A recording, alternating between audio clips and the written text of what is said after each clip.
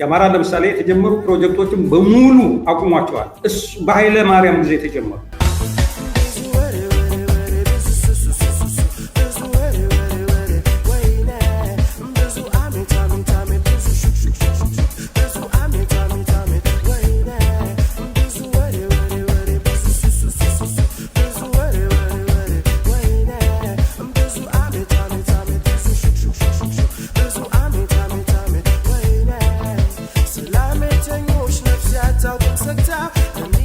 So